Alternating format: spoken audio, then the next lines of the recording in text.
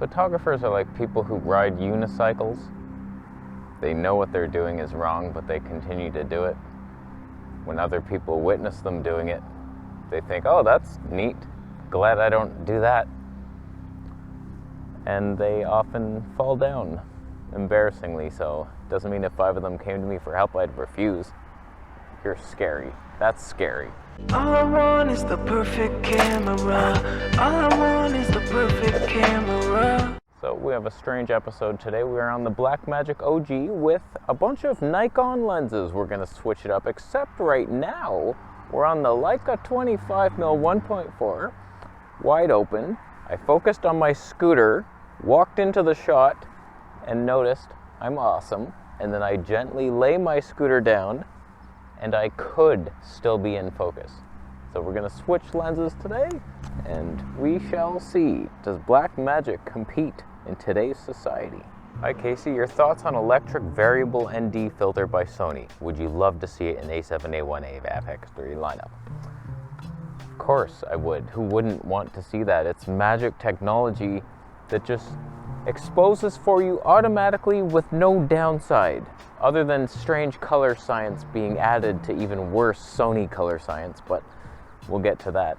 I hate how the exposure triangle, it brightens and darkens each little item, but at a downside. So if you're talking about aperture, toniature known in the villages of the now, you open that thing up and it's brighter, thank you. Oh, now only this much is in focus. I want to make it darker, and now giant leaps for mankind are in focus. It's very weird. And shutter, if you expose with shutter, it's all jittery and crazy. And ISO, if you expose with that, it gets noisy at some point. So it's like electronic variable ND. I don't even know how it works, but it's like, yeah, let me just set my tonies that I want, the shutter that is good, and the base ISO for maximum dynamic range and lowest noise. And then we have electronic darkness like Batman would. And that's how it should be. How does it work though? Can it fit with IBIS? I think that the Burano has both? Like anyone has that. Not one person on our earth went, oh, I think I'll go with the Burano. Who would buy that thing? So while of course I would love for that to be in my camera, at what cost is it gonna come? Is that like a, sorry, here's an extra $1,000 for that? Or does it add a bunch of bulk? Is it fat now? Is it an actual physical thing? Or is it electronic, makes it sound like it doesn't even exist, and it's through fake shutter speed algorithms that mingle in an electronic holographic? I don't know how it works. I'm not a Scientologist. Let's move to the next man. End lens. So we have now speed boosted our way with a Nikkor speed booster. 0.58 times ends up being a 1.75 times crop instead of a 3.02 times. So the Leica was a that equivalent, and now we're on a this equivalent. Like 101. Everything's going to be wide open against my better judgment. Do you monitor your audio, especially when filming outside? Every time Jordan from Petapixel review a camera, like Lumix S9, he complained about the ability of monitoring audio his entire life. It doesn't seem like monitoring audio except to him. I've seen wedding being filmed with and monitoring.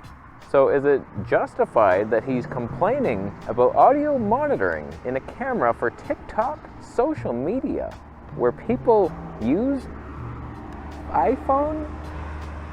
Listen, buddy, you leave Jordan alone. So the thing is, we're all very different in how we film. Me, I'm out here. I'm away from the camera. He's behind it. It's very different. So like, picture his life. Everything he does is about making Chris look the best he can and making sure he sounds good, and everything is just, Chris, you're my God and wonder woman, and I'm gonna film you for the rest of my life, and my life is dead. Okay, I'm the one making fun of him now, wow. So, if you're just with a monopod and a thing, and you're filming someone, you can have your headphone jack and look like a doofus with your big earmuffs, and you're like, sound guy, and your boom arm and shit. Whereas like me, not once in my life have I ever monitored audio because I would have to have headphones on right now. It would be so dumb. And there's been moments in my videos where there's like clicky sounds, like my damn phone clicking against this and something's clicking. It's so annoying. Or my lav mic is bouncing against something and there's like little clicks. It's just so irritating. Yes, I should be monitoring, but imagine that. Like, I have a lav mic running up my shirt right now. I would also need to plug in either earbuds. They'd look stupid. You'd be like, what are you, listening to music or talking?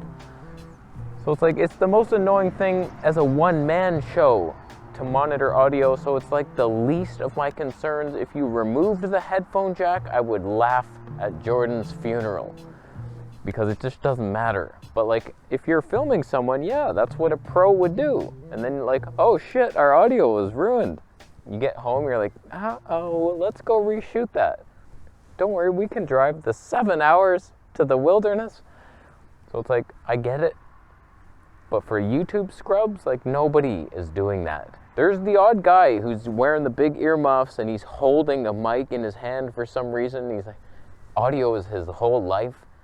But like, that guy's just making squishy sounds while he eats. So the answer is, I personally right now couldn't care less if there was a way to hear my own audio within camera. But it should be there. You can't just remove that option. It'd be nice if there's a headphone jack in there somewhere, but like, depending on how much size that takes up in my camera, and there's like, oh, we can't do 1,000 frames per second because of the headphone jack. Remove the jack and give me my 1,000 frames. Here's a combo we've never tried before. We got the Nikkor 85mm 1.8G lens, autofocusing, not on this camera, but if I'm being honest with you about this lens, it's not my favorite. It's sharp, it's a decent portrait look, it's okay, maybe it'll blow me away on this combo with the OG, but as a Nikon 80, like, no, it's not the best lens ever. The Voigtlander 58 is superior, even though in this right now comparison, you might be disagreeing. But like, when you stop that thing down, it's got a look to it. This one, not so much of a look. It's a decent look, not the look I want. Did Sony really ghost you? Was wanting an A7S III, but if they ghosted your ass, it will be a no-go for them. All right, don't boycott them because they didn't give me free cameras. There's a rabbit hole here though, we must dive into it. Bring a ferret if you have one. The reality is, every company has ghosted my ass. There's only Canon, Nikon, and Olympus who didn't even give me a first chance. They just immediately ghosted me ahead of time. Whereas Sony, Fuji, Panasonic, we've worked together a couple times, and then they're like, we've seen what you do, we don't like you, and they ran. Here's the deal with Sony. They actually didn't boycott me, it's just, there was this group, I forget what their name, Pixel Shift or something. It's like a media company that works with Sony and creators. They're the link. And so like, they reach out to us and then they let us in on the Sony meetings. And so for a little while, there was a guy, he reached out, I think his name was Dave Shalosh, and he was on YouTube for a bit. He made his own channel, he disappeared at some point, maybe he's back, I don't know. He's a ghost, he ghosted himself on YouTube. So he was the guy who reached out to me and he's like your channel, do you want in on this Sony meeting? We got a thing coming up. And so I was in the meetings ahead of time. They sent me the ZV-E10 to review first and all those wide angle lenses. There was all this stuff that I was in on before launch. And then that guy got fired hard, or he quit or something like that. And after that point, a new guy took over and he started talking to me and he let me in on the meetings, but when it came time for the launch, I didn't get the camera. So like, I was just let in on this meeting, I knew what was coming, and so like on embargo day, I would make my video without the damn camera, just like I always do. And that went on for several releases, up until like the Sony 20-70, and I was like, what is the point of me being in these meetings if you're not going to give me the camera? Like, I don't get it. What are you doing? And so I just ghosted their ass because I was sick of that. Like, what happened? we're YouTubers here. Like, give us a thing. We're gonna promote your product. And the thing is, with these pre-product launches, I don't care that I'm in. The only thing that annoys me is that when a new product is announced, I am still left with many questions because you jabroni asshole YouTuber shills do not do the things I need. You guys look through the spec sheet and then think, how can I advertise this spec sheet to you guys? And you just talk about the key features that are so obvious. Whereas, like, what I try to do is, you know what the specs are. Let's go use the specs and see what happens. And then I find all these little quirks while actually using the camera, and that's what I focus on. Like, what is wrong with this in real life? Holy shit, you can't custom white balance in your custom modes. That's weird. And like all these little things that are never on a spec sheet. Oh, you can't autofocus in 300 frames per second on Panasonic. What's happening? Well, how come that's not in the spec sheet? It might be. Point is, Sony demoted my ass, just letting me into the meetings but not giving me the cameras or lenses, just to test. They always ask for them back. I'm not like asking for free gear. I just love testing gear, and I'd like to be in on launch so I know if it's something I want to buy or not. So they did that. Fuji let me in on the XS10 review, and I had a Canadian Fuji rep, and she was like giving me lenses when I requested, and then at some point they ghosted my ass too. And I would reach out to her like, do you have the 16mm 1.4 I can borrow for this? I'll review it. She's like, no, sorry, we don't have that. And like, she would answer my emails, but like, it was always a no. And then I'm gone from their life. And then just recently, after refusing the trip to Japan with Panasonic, I cannot uproot my life like that. Fly halfway across the world, your time zone shift of like 12 hours for a couple days, and I'm just not awake at all. Like, I can't do that, especially for the S9. Like, what? So it's like, I didn't want to do that. Same thing happened with the S5 too. They invited me to Japan. I said, like, I can't really do that for other reasons. I didn't have the you know what. I was like, sorry, I can't fly over there. And they still gave me the camera to review at home, just like they did to other YouTubers this time, but they ghosted my ass this time. I don't know why, but hey, that's what happens. I'm too real or too mean. I don't know what it is. So I'm a ghost in the wilderness, and that will be forever the truth. I'm Tone now. Okay, now we're on the Nikkor 105mm 2.5. Ends up being like 183mm, somewhat in focus, potentially.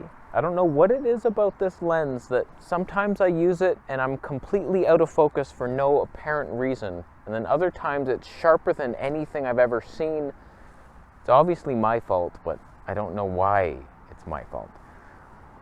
What serious wildlife photographer hand holds a 600mm lens? Oh, here we go. It takes years of dedication to get the footage you see. TV wildlife programs. You look fit enough to carry a small 8-wide tripod. Most of your shots are mostly on branches. Too busy. Nothing wrong with Sony. Grass is greener. By the way, I love your videos. Always a treat. Your comment wasn't a treat. Every time I make a wildlife video, I complain a bit that Sony sways a bit because the lens just is not balanced. It's very front heavy. And the way I hold it by the tripod, because I like to zoom and manually focus and be having access to those two zoom things at all times, the way I hold it is like right in the middle and it sways a bit. It's like the most minor complaint I have, and then everybody, every day, tells me, just use a tripod, what are you doing? You think you could handheld? I've handheld every system, it's easy. That's the way you do it. You walk around in a forest handheld. It's the easiest thing I've ever done in my life. It's just Sony's a bit swaying sometimes. Fuji was rock solid, handheld at 800mm, no problem. Panasonic, even better. Olympus, yep. Like everybody, it's totally a thing. Pros could do it if they choose. Like, obviously I'm not looking for a mountain lion couple mating and I'm like hiked out in a cave and I painted my face white because I'm black in the pants. Not like one of the smaller black people, if you know what I mean. but my God, like every system is very capable of hand-holding super telephoto lenses. It's like zero problem. I'll stop mentioning the tiny swaying movements. I'm so sorry. Like, you guys just take it and run. You should get a tripod. Do you know how awkward that is? To where, like, I can point there, I line it up. On a tripod, it's completely thrown out the window. You're just like, where is that? Like, you have to have the perfect height. We'll see. A company just reached out to me with a monopod, and I was like, you know what? That TT Artisans lens, it's beautiful, it's magic.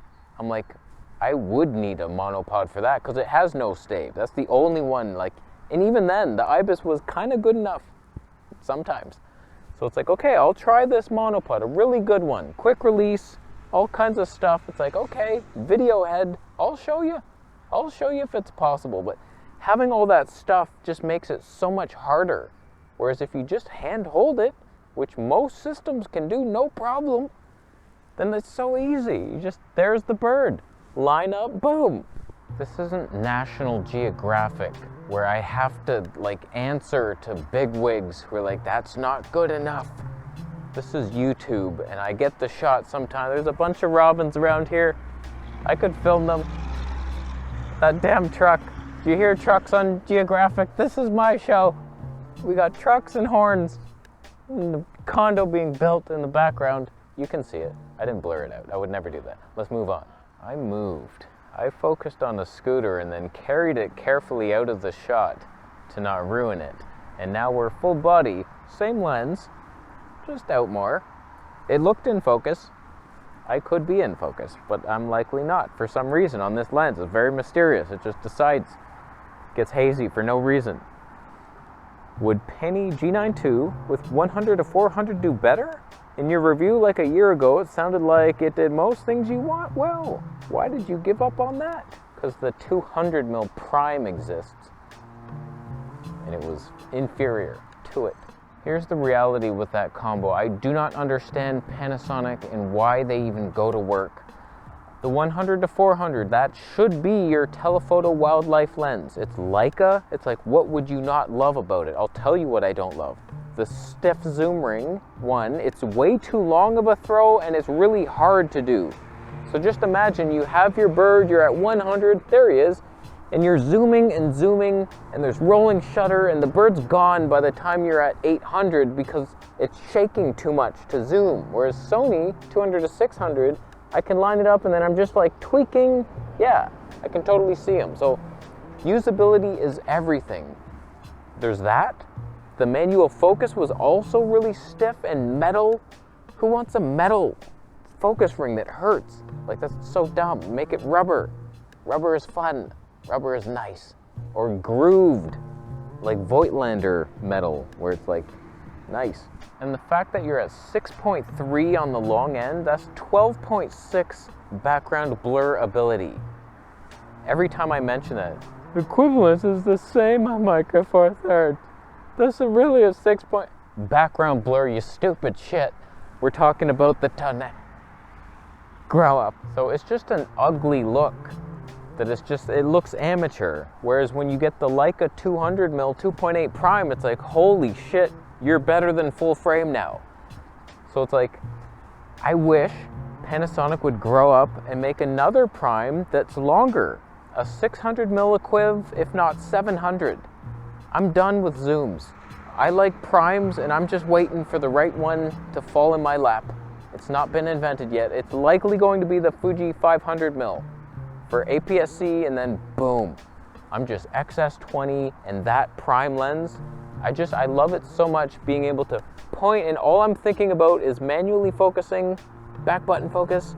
There's no zoom and focus, and there's hand switching, just my hands in one position at all times. Boom. So like that lens for Panasonic, you can get some good results with it. It's just annoying to use and not as good as it could be, and everyone is better than it. So who do you think won the battle today? We started off with a Micro Four Thirds Pony lens, a Leica 25mm 1.4 straight on the thing. Wow, look at that sharpness. But a Voigtlander speed boosted might have crushed its little soul. Maybe it's better. Was the Voigtlander better? But then we switched to an actual sharp Nikon lens, wide open, 85mm 1.8. My goodness, keeping the same framing somewhat. Hair day, not a good one. Not a good hair day. And then we moved on to the Nikon, 105mm Tony 2.5. Same shot, same bat channel. B-Man is here. He has a yellow shirt. It's cold out today for some reason, but does he look okay? And then we came out all the way out here for the full body shot. The scooter has been removed from the scene and it's a perfect shot. It's not a good shot. It's a bad place. I don't know why I'm here. It's a construction yard. There's nothing of interest except the robins. Could you see them? Did I blur them out? That's a bitch. Blackmagic. It's just 1080p, 2 megapixels. Come on now. You know it's good. I'll leave. How you doing? You subscribe for my last name?